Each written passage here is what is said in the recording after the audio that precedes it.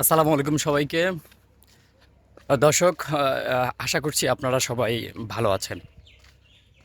যারা আমার আজকের এই ভিডিওটি দেখতেছেন তাদের সবাইকে আমার চ্যানেলের পক্ষ থেকে জানাচ্ছি শুভেচ্ছা এবং অভিনন্দন।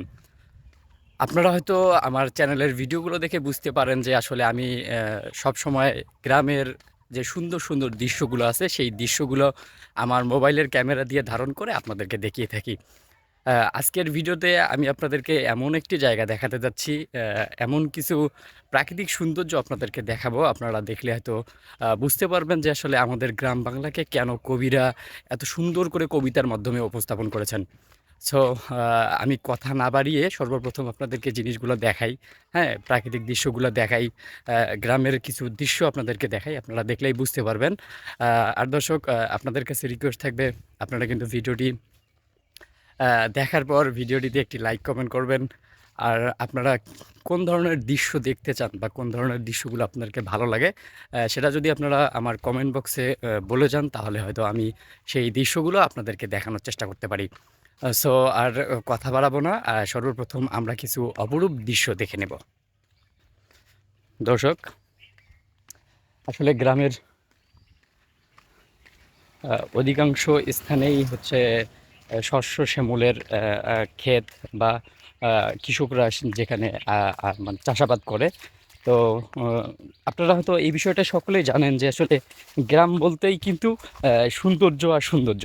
তো সেরকম একটা সৌন্দর্যর স্থান হচ্ছে এটা আমার আমার গ্রাম। দেখেন, চতুর্দিকে বর্তমান সময়ের কৃষকরা যেই ধান লাগিয়েছিল সেই ধানগুলো কিন্তু এখন এই যে দেখেন, অনেক বড়, মানে ধান একদম পরিপক্ক হয়ে গেছে। আর কিছুদিনের মধ্যে কিন্তু এই ধানগুলো কাটা হবে।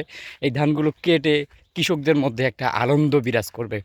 তো দেখেন চতুর্দিকেই, দেখেন যে চতুর্দিকেই শুধু ধান ক্ষেত। মানে এত সুন্দর একটা প্রকৃতি।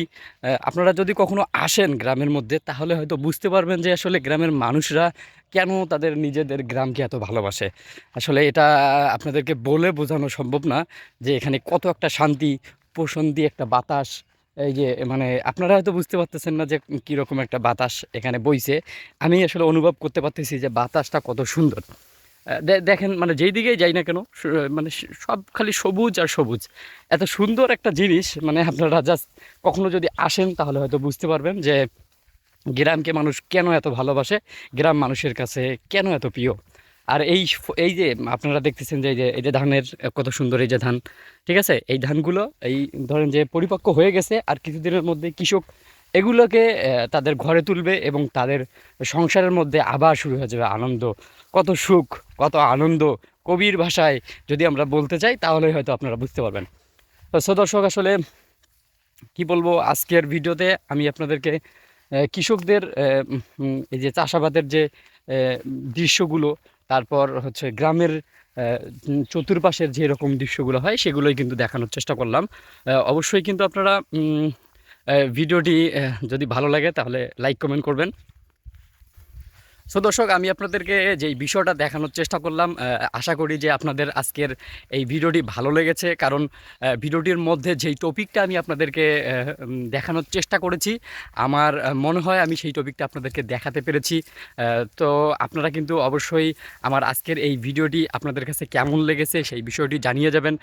আপনাদের মন্তব্যগুলো আমাদের কাছে অনেক গুরুত্বপূর্ণ। তাই কিন্তু অবশ্যই আপনারা আপনাদের একটা মন্তব্য জানিয়ে যাবেন। আপনাদের মন্তব্যগুলো আমরা অনেক রেসপেক্ট করি, আমরা আপনাদের মন্তব্যগুলোকে অনেক ভালোবাসি। আপনারা দেখতেছেন যে আসলে পিছনটা কত সুন্দর দেখাচ্ছে। আসলে গ্রামের সৌন্দর্যটাই কিন্তু এইটা ভাই। মানে আপনি যদি কখনো আসেন তাহলে হয়তো বুঝতে পারবেন। আর অবশ্যই আপনারা যদি কখনো গ্রামে আসেন বা আসতে চান আমার সঙ্গে যোগাযোগ করবেন। আমি আপনাদের সঙ্গে দেখা করব। দেখা করে ইনশাল্লাহ আমি আমাদের গ্রামটা আপনাদেরকে দেখানোর চেষ্টা করব। সো দর্শক, ভিডিওটাই ছিল এতটুকুই। আজকের ভিডিওটি আর বেশি লং করব না। অবশ্যই কিন্তু আপনারা আপনাদের পছন্দের কোনো জায়গা যদি থেকে থাকে, পছন্দের যদি কোনো প্লেস থেকে থাকে তাহলে আমাকে জানাবেন। আমি সেই জায়গাগুলোর ভিডিও ধারণ করে আপনাদের মাঝে উপস্থাপন করব ইনশাল্লাহ। তো আজকের ভিডিওটি এ পর্যন্তই। আবার দেখা হবে নতুন কোনো জায়গায়, নতুন কোনো প্লেসে, নতুন কোনো প্রাকৃতিক দৃশ্যের সাথে, নতুন কোনো প্রাকৃতিক দৃশ্য আপনাদের মাঝে উপস্থাপন করা নিয়ে। ততদিন পর্যন্ত ভালো থাকুন, সুস্থ থাকুন। আপনাদের আশেপাশের, আপনাদের ফ্যামিলির সকল সদস্যকে নিয়ে একসঙ্গে সুন্দর একটি পরিবেশে বসবাস করার চেষ্টা করুন। আল্লাহ হাফেজ।